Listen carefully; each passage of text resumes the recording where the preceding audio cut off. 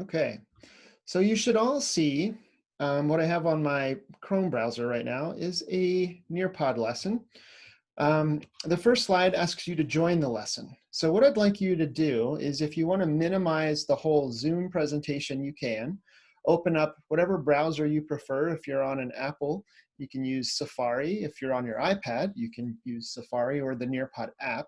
If you're on a Chromebook or any other device, I'd recommend Chrome because it tends to work the best. And go to nearpod.com. When you get there, you should see a screen that looks just like mine. And quite honestly, after you do this, you won't need to even see my screen anymore. But over on the place where it says students join a lesson, enter a code and join, that's where you will put in the code for today's lesson, which is in the upper left-hand corner of my screen, KNDJY. Now that code will be up there in the upper left-hand corner the entire time. So if I move ahead in the presentation, you can always look up there to see it. And I can see now that two people have joined actually one person has joined the lesson, Crystal Bassett. Hi again, Crystal. She's our high flyer for the day, our superstar student who got in first. My name is Michael Hakkarainen. I'm a UEN instructional technology trainer, and I'll be running through this Nearpod lesson with you for about 30 minutes. My plan is to do some direct instruction with Nearpod and then show you a little bit of what happened behind the scenes to make it, and specifically how you can use it when you're teaching remotely. I say that with like certainty, right? Chances of us having to do what we did for the end of this school year again in the future are somewhere around 100%, right? There's probably going to be other incidents like this, another pandemic, maybe an earthquake, maybe something we can't even predict. But even if it doesn't happen where we have to teach remotely, all these skills that we're honing are really going to come in handy in helping us to blend instruction and be more effective instructors in the future using technology. Okay, so let's see how many people we have in our class now. 3. So Crystal and McAdee, did I say that right? Anderson? McKady. McKady, thank you. Yep. McKady. So like the, okay. And then Melissa are in. If anybody's having trouble getting in or following the instructions, just put a question in the group chat, or you can come off mute. We don't have a huge group of people in the Zoom. Get everybody in. So again, you go to nearpod.com and put in the code where it says students join. You do not have to sign in today to Nearpod, to your account, or worry about that just yet. All right, so this is Nearpod and beyond. The goal here is to engage all students anywhere with Nearpod student-paced lessons. Student-paced lessons might be a new phrase to some of the people joining today if you're new to Nearpod. What that means is the opposite of what I'm doing. I'm doing a live lesson. I'm controlling the slides. If you do happen to look at my screen, you'll see that I have arrows on the right and left, and I can toggle us back and forth between the slides like I would a PowerPoint. The only difference here is I'm not showing this on a screen or in a Zoom meeting. I'm actually moving it on your computer or your iPad or even on your phone. So I control the live pacing of this presentation. With a student-paced lesson, the students would go in and join the lesson just like we did with a code, except they'd be able to move through the slides and do what they need to do. So it would be asynchronous. So if Brittany is at home and her parents are working and she can't get on a computer until 10 a.m., she can do her Nearpod lesson at 10 o'clock. And then if David has an iPad available to him all the time and he wakes up in the middle of the night and sees that you assigned something yesterday, he can do it then. It's asynchronous. They can do all of their work. You don't have to control it, and you get their reports at the end. Now that student-paced lesson feature is only available if you have a district license or a school license of Nearpod. So the people who have like a free version or a gold version wouldn't be able to do this, but I'll go over lots of things that you still can do, and we'll talk about how you could even use it with Zoom if you wanted to. So here's what we're gonna do this morning.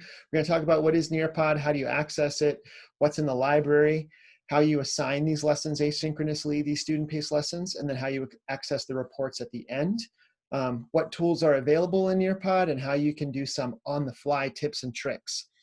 I plan to be finished by 10:30. That way we have 15 minutes to just hit your specific questions about Nearpod. It'll be like an office hours type thing. I'll show my screen and answer any questions that you have. The first thing I want to ask is, how many of you have ever done like a 3-hour Zoom meeting? You can hit the little like reaction button if you want in Zoom, or just think to yourself. And then I want to ask, was that much fun? And how much learning really happens when we're staring at Zoom for 3 hours, especially for children? I'll tell you from my experience, it's exhausting. I didn't know there was such a thing as Zoom fatigue until I experienced it myself. After having just a couple like 45-minute meetings, I know after this one I'm going to be wiped out. I often feel like, oh, I got to go running outside and get some fresh air. Brent says not fun. It isn't, and it's not really good teaching. There are times when we need to do lectures or have group meetings, but anytime you're staring at a screen for 3 hours, unless you're sitting in a movie theater with a reclining seat, a bucket of popcorn, and a nice big cherry Coke, it's not fun. So what I'd like to point out is Nearpod will allow you to do a lot more in a lot less time. And if you did had to run a Nearpod lesson in a Zoom meeting, you could do it this way, and the kids wouldn't be staring at little pictures of each other. They'd be actually staring at slides like this one that you could move through. So Nearpod, I want to point out, has 3 ways to use it. You can do in-person instruction like I'm doing right now, or in the actual classroom. And the nice thing about doing it in the classroom is you don't need a projector. You can turn it off. You can teach from your phone. You can teach from your iPad. And all of the students are either have their own devices or maybe working in small groups that are on their screens controlling the lesson.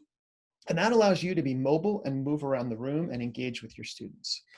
There's also asynchronous online instruction like I described, a student-paced lesson where you let them do it like for homework or when they can in a remote learning situation. And then finally, I want to talk about collaborative professional development. You can take all of the slideshows and the lessons that you use in Nearpod and share them with your colleagues. You can also build them together collaboratively. And my favorite is you can use Nearpod for professional development or faculty meetings. So prepare a Nearpod slideshow instead of a PowerPoint, send it out, let people review it, participate, then come together and meet. And instead of meeting in the library or the auditorium for an hour, you can do it for 15 minutes and get more done. So the first question I have for you, this is a poll. I see we have 6 people in the class, so you're going to see a question. How familiar are you with Nearpod? I'd like you to just click on your answer. And I don't want you all to possibly look at my screen and see each other's answers, so I'm going to hide your student names. Okay. So again, while we're doing this, answering this poll question, anybody who's in the Zoom meeting right now who hasn't already jumped into the Nearpod lesson, open a new tab in your browser and go to nearpod.com. Look for the place where it says enter a code to join a lesson and put in this code, KNDJY. I'll put it in the chat one more time. Okay, so we got some results coming in. Looks like everybody in the class except for Blair has answered. Blair, put in your answer. Looks like 50% of you have used Nearpod in the past. Now we're tied. 50 are familiar, 50 have used it, and then nobody has said, what the heck is Nearpod? Good. Nobody said I could teach this class. Good, because I'm doing it. And then there's nobody that said no answer. So looks like we have a tie here. Familiar and used it a lot. So now it gives me an idea of how to judge my pacing and what I'm going to cover. And here's a really cool feature. Whenever you have a poll and you want to show everybody the results, I just click share. And right now being pushed out to your screen is the pie graph. That's really cool. Oh, look, we have, I'm familiar with Nearpod is growing. But this now just became a math lesson, right? 62.5% are familiar and 37.5% have used it. So that's a poll, okay? It's engaging, right? Now you're not just looking at information in a PowerPoint, but you're participating. Let's dive into some more opportunities for that. So here's how it works. We're gonna create some multimedia presentations. You can use videos, you can use interactives, you can use PhET simulations, all these great things. In the classroom, you share the content with the students through your lesson in the Nearpod app. They receive the curriculum content, and then you can monitor their activity as you go and at the end with a report. So what I like about Nearpod the most, I mean, I'm kind of a nerdy tech guy. I think it's cool that it controls other people's screens. But what I really like is as an instructor, at the end of a lesson, I can immediately look at my students' performance and adjust my instruction for next time. If I'm teaching the same lesson over and over again, like a math lesson, I can go, oh, okay, I've got to rearrange these slides based on how everybody responded, or I need to teach this concept again, or I need to pull these students into a small group and reteach just them. So getting that feedback right away is amazing. The second thing I like most is that there are thousands of lessons. Every time I do one of these trainings, I have to check. It was 7,000, then it was 9,000, then it was 10,000. But whenever you're in Nearpod, you can simply go to the little home button. And if you're a district user, you'll see that you have one of those little red or green banners. And then underneath, you'll see a Nearpod lesson library with Sherlock Holmes's little magnifying glass. There's also a school library and a district library that might be set up for you once that account is made for the whole district. I'll show you on my screen what that looks like when you go to Nearpod. You can click on the Nearpod lesson library and then drill down by state standards, subjects, grade levels, different resource types. There'll be packages up at the front. It's all very cool and easy to find. So let's go back to my lesson. Here we go. Okay, so there's a good example of a Utah teacher teaching third grade. I taught third grade for a year, and if I was looking for a lesson for language arts, I would just go over to Utah, click on ELA for the subject area, and go down to grade level and click third grade. Now I'm all set looking at these lessons, and I can scroll through them. And if I see a lesson I like, I simply click on it and add it to my library. And the best part about that is when I'm done adding it to my library, I can edit it for my own use.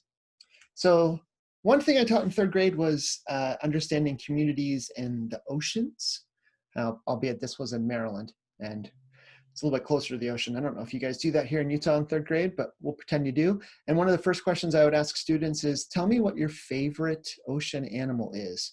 Your choices are manatee, sea lion, dolphin, jellyfish. All right, we already have an answer for shark.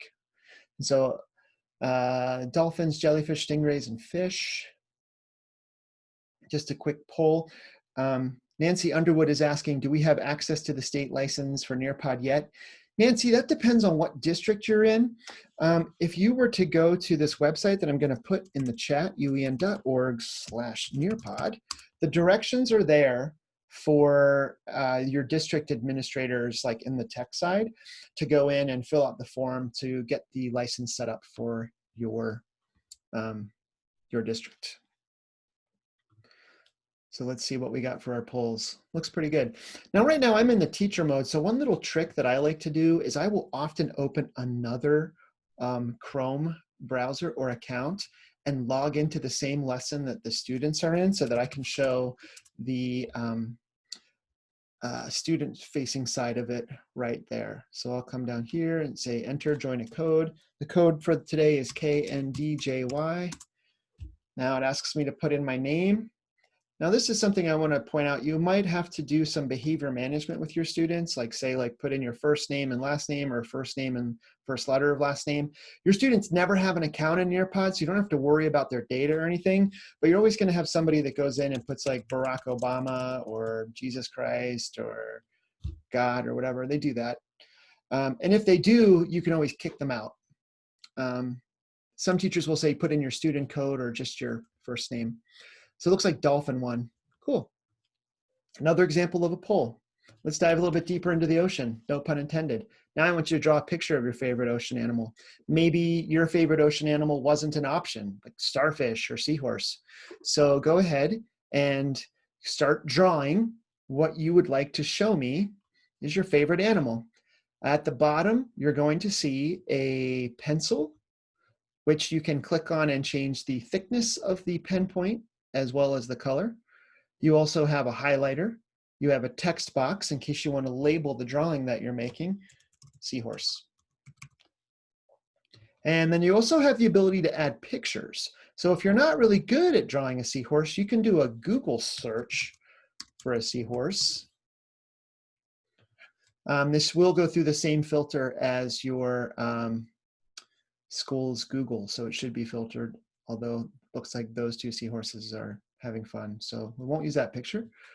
And I'll put in my seahorse image. Give it a second to go to space and come back. And I can also keep drawing at the same time. Where'd my picture go? And then once you're done drawing, click submit. So while that loads, let's go take a look at what other people are doing. This one is in progress. I am going to show student names here so I can give credit for people who are doing amazing drawings. Crystal Bassett, for example, has drawn an amazing great white shark. Once they're submitted, like McKatie's, I can click on it and say share. Now, nobody panic, but you're about to have McKatie's drawing pop up in front of you. There it is.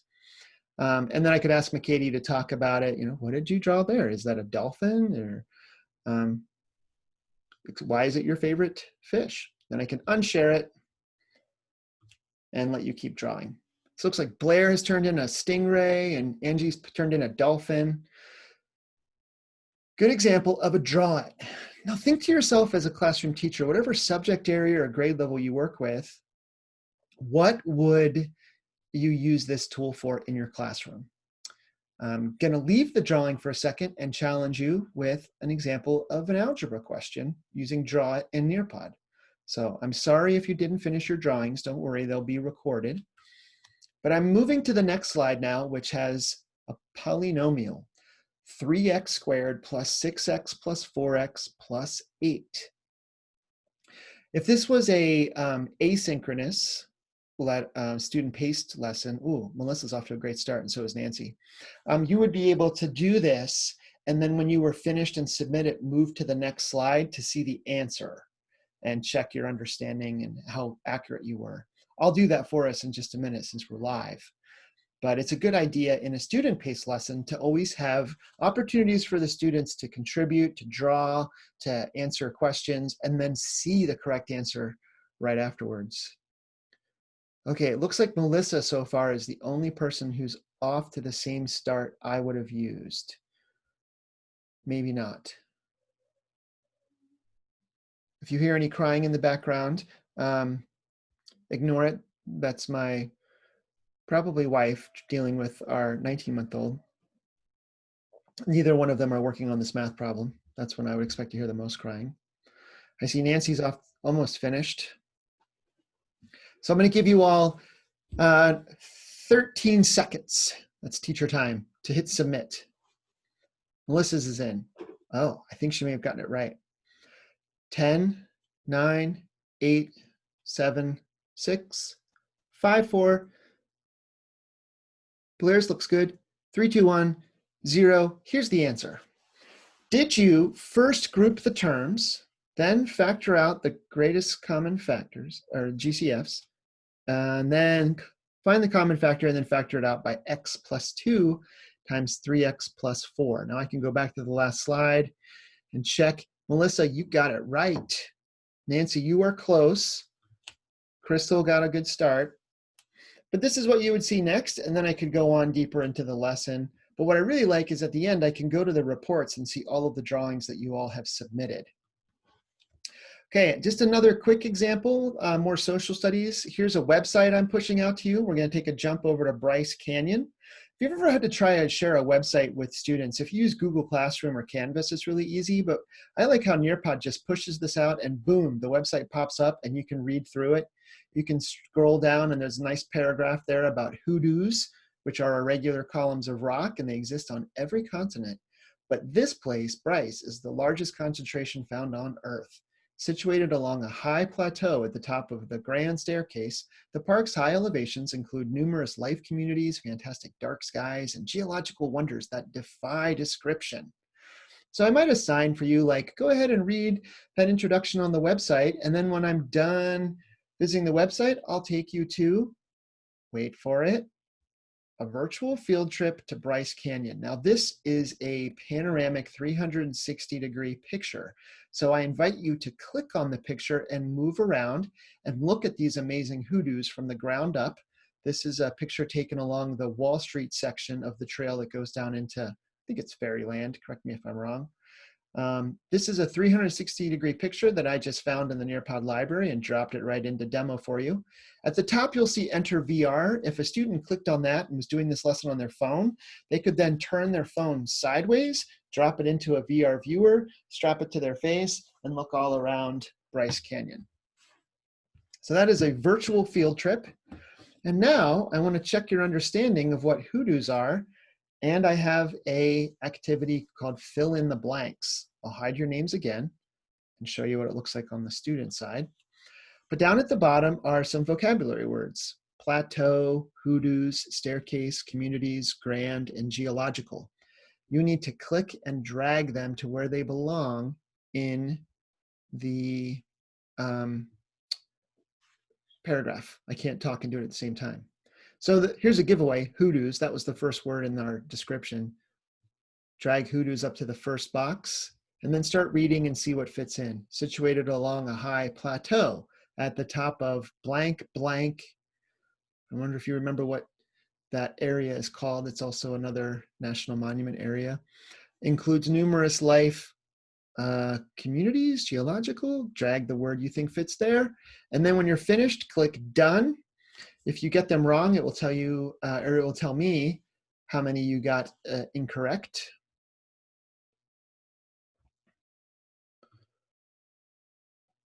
Let's see how everybody's doing. And then once you're finished and you've clicked done, I should get the, it's not showing me my scores. There we go. So Melissa, good job, 6 out of 6. Looks like everybody except for Barack Obama and Crystal Bassett got 6 out of 6. So I feel really good about my teaching on this, and we can move on. One last demo, a collaborate board. Here, I'd like to ask you a question. Tell me the name of your favorite park, state park or national park in Utah, and then one sentence explaining why. Now, everybody will be able to see your answers, so I have to decide, do I want to approve your comments before they're posted? Since I'm working with adults, I'll say no. So down at the bottom is a place for you to type what you believe is your favorite park.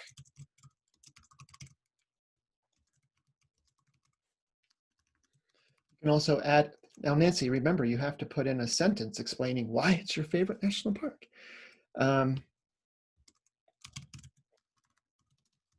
So if you wanted to, you could click the trash can, or I can do it for you, or you can just leave it. Whenever you see something you like, there's a little heart down there in the bottom right-hand corner of the Post-it note. Click on that and favorite the ones that you agree with.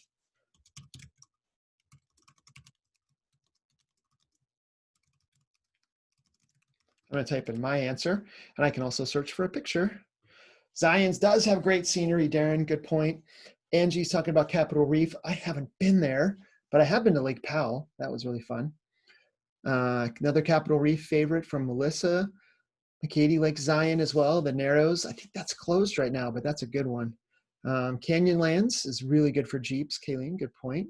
Rich agrees with you on Canyonlands, and Crystal says Arches is her favorite because it was the park most visited by my family when I was younger. That's the best. Family memories. Another favorite is Zion from Blair. Great. Now again, in a student-paced lesson, the Collaborate board would be on here all the time. So people would be able to just come in and see what other people had posted or post their own. And then you could bring the class together in a short Zoom meeting and just go over the results here if you wanted to, or live in class when we are back in our classrooms. So because of time, I have one more slide I definitely want to show you. So I'm going to go down to the bottom and I can scroll through all of my slides. I want to talk about nearpodizing. And what that means is, other than being able to go and find lessons in the library, you can take any slideshow you've made in Google Slides or PowerPoint for that matter and import it right into a Nearpod slideshow and then start adding these features like I've been demoing. If you use Google, you have the ability to go to the add-ons and look for the Nearpod add-on, and that will put a little Nearpod like mini window over on the far right. So in between the slides you've made, you can add field trips, collaborates, draw-its, multiple choice quizzes, your own audio recordings. So many excellent little add-ons that you can put in there. One thing I like to do is I'll take a boring presentation like this. No offense if you think this is exciting, but this is just like a boring diagram, right? And I will nearpodize it by adding a 3D model. and say something like, here's the heart and here's the cardiovascular system. And notice that the arteries and the blood vessels that carry oxygenated blood are red, and the ones that carry deoxygenated blood back to the heart and lungs are blue or purple. Those are veins. And then I could take this drawing, put it into Google Slides, and Nearpodize it into a diagram for you to label. Now, in the interest of time, I'm going to jump ahead, but you've already done a draw, so you know how it works. And so now students would label this diagram and turn it into me. So you can add those open-ended questions, matching pairs. Time to Climb is a very Kahoot style game. There's polls, quizzes, draws. You can also add content like the field trips, BBC videos. Any video from the web can be put in there, any website. You can even put in Microsoft Sways if you make those. And you can upload any files that you want. So anything you've already made in the past, like a PowerPoint or any image that you have, you simply come down here at the bottom of your construction area and click drag and drop a file. And you also have access to put them right in from Google Drive, Dropbox, or Microsoft OneDrive. So all of you out there that are in Google districts and Microsoft districts, piece of cake to add anything you've already made right into Nearpod and Nearpodize it. And then the last thing I want to say is that you can always teach Nearpod on the fly. And what that means is if you find yourself in the middle of a lesson and you suddenly want to ask a question or share something, you can go up to the top and click Add Activity. And I have a little drop down that lets me add web content or an open-ended question. So I'll click open-ended question and then just type, what questions do you have about Nearpod? I will share it. And let's see what you all enter. And I'll leave your name showing. And whatever questions you put in here, I can now start to answer in our presentation.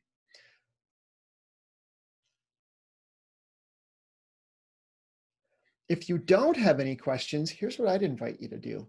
Try logging on to Nearpod using your district email. If you already have an account, that's easy. And go to the Nearpod library and just start looking around, because I think you'll be surprised.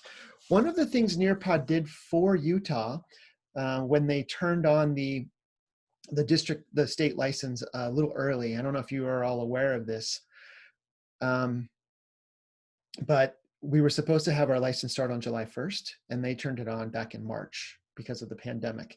And we were only supposed to have access to the career and college readiness materials, as well as the social emotional learning materials. But what they did was they opened up everything and just said, here you can have total access for the rest of the school year. I don't know if you've all seen or heard the email, but an email did come out this morning saying that our state legislators are cutting our education funding to the bone, I guess is the only way to describe it. And one of the things that they might not agree to fund is Nearpod. So will we be able to provide a better price on Nearpod? Absolutely. And will we be able to still support it at UEN? Of course. But we don't know what's happening with the state. We don't know what's happening with a lot of things right now. So let's dive into those questions. The first one comes from Crystal, who says, are there pre-made training slide decks that I can use for teachers in my district? Yes. I'm going to go to Nearpod, and I'm going to go to the, not the Nearpod lesson library, but in my case, I'm what's called a Nearpod pioneer. And so if I go to my district library and I do a search, all of our getting started lessons are here. So there's a 30-minute getting started, there's a 120-minute, a 90-minute, and a 60-minute. So here's what I'm going to ask you to do, Crystal. If you email me which one of these you want, along with your Nearpod account email, I'll add these to your library for you. The other answer to that question I have is you can always ask UEN to do a Nearpod training. Nearpod charges for training, but UEN does it for free, and we have their stuff, so we'll just do it for you. The next question I saw pop up was, notice I toggle back and forth between my Zoom screen and my Nearpod classroom. I'm missing something on only needing one screen. Oh yeah, so in this case, Blair, this is cumbersome because typically what I'd say is just minimize your Zoom and just listen to me while I run your Nearpod lesson. But now that we're done the lesson and I'm in here, you might want to jump back into Zoom. Whenever students are doing this into a student paced, all they have to do is look at one screen. So they'll be fine.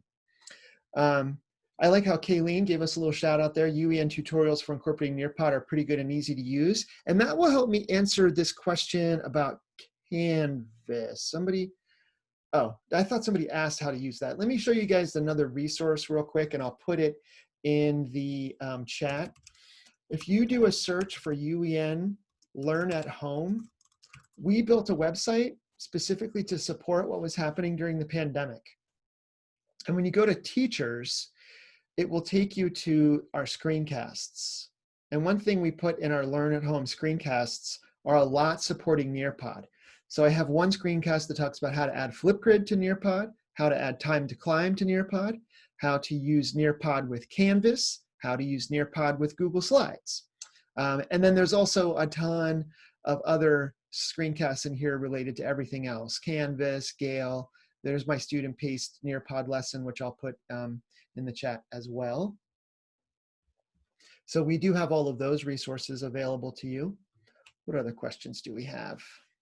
Can I add narration in order to talk about a slide while looking at the slide? That question comes from Rich. Definitely. And I can show you how to do it. So I'm going to go back to Nearpod and go to a brand new slide. I'll just say make a new lesson in Nearpod. Okay, then I will click add slide and I say add content. And I'll add just like a boring old slide. Here we go. So I can add the title, how to add sound. Down here at the bottom, it says background, layout, and audio. If I click on audio, I can upload an audio file that I've already made, or I can use the audio recorder and just record my voice. Hi, this is your instructor, Mr. H, and I can add sound to my Nearpod slides. And then I click save. Oh, I have to stop it first. If I don't like it, I can trash it and redo it, but I'll click save. And now that audio will live on the slide, and when the kids were going through it at their own self-paced, they'd be able to play it by clicking this button. Hi, this is your instructor. Get the idea, right? This also works really well, Nearpod in general works really well with Microsoft Immersive Reader.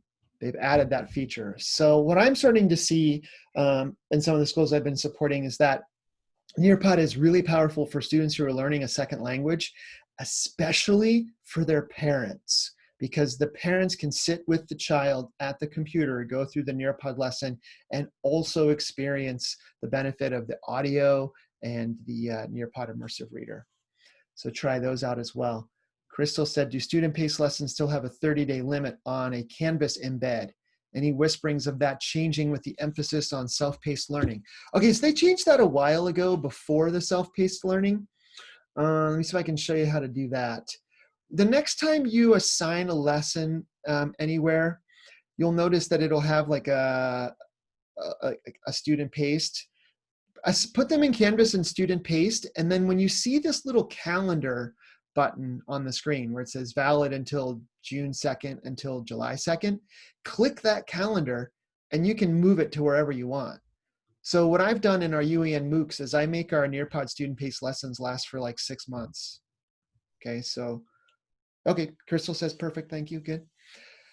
I'm gonna check the chat real quick, see if there's any other questions. Doesn't look like it. Go back to ours. I answered that one. Can you have student answers to review later on? Nancy, let's do that right now.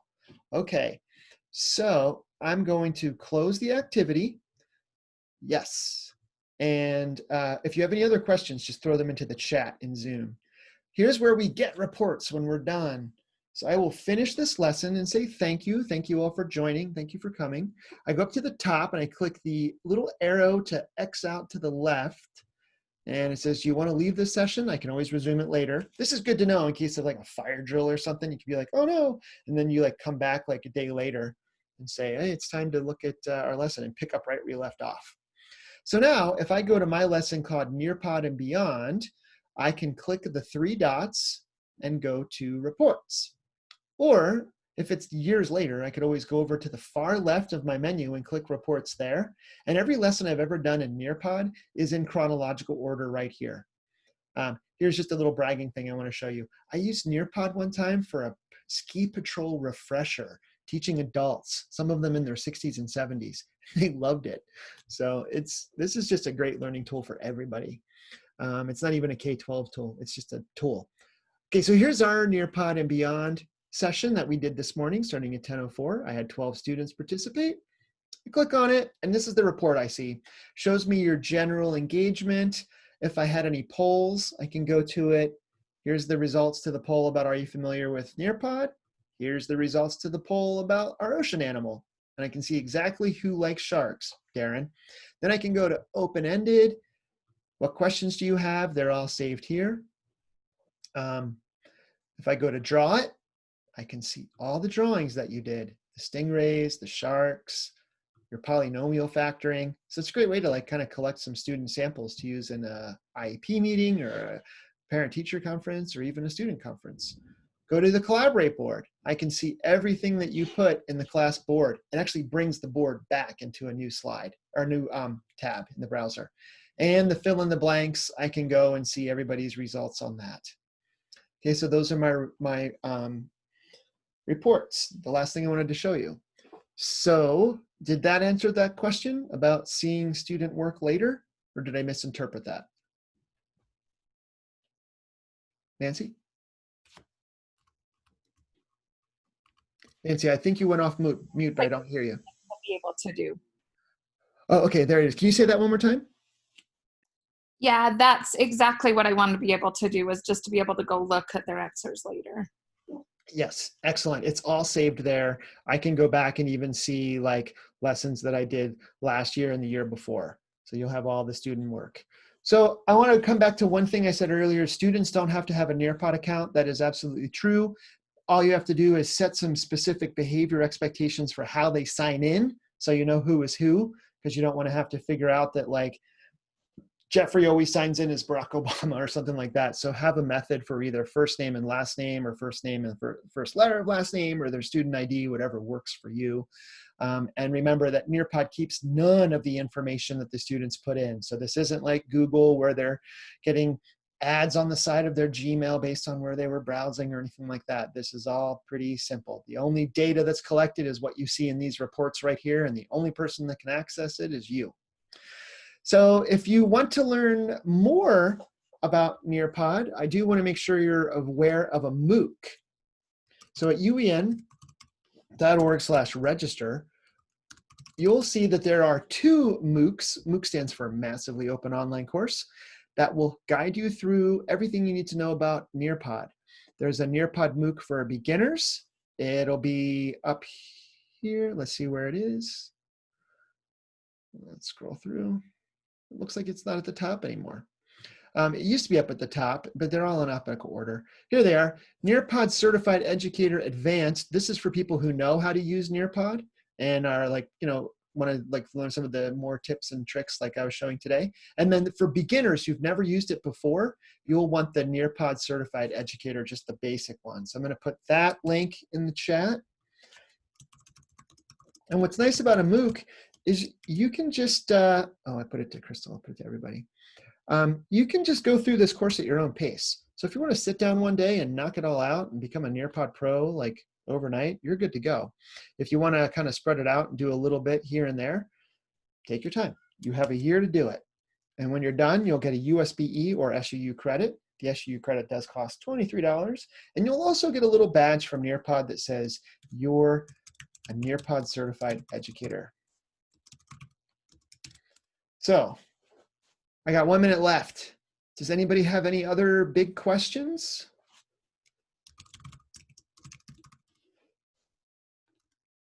I'm putting my email in the chat as well. It's michael@uen.org. So email me any questions later today if you have any. And this recording will be available in the Sketch or the spreadsheet that they have. So I'll put that there. And if there aren't any other questions or anything in the chat, I will just say thank you all for coming. I hope you learned something new about Nearpod, have some ideas of a new tool to use in case we are remote teaching anytime in the future, and enjoy the rest of your conference. Thanks, everybody.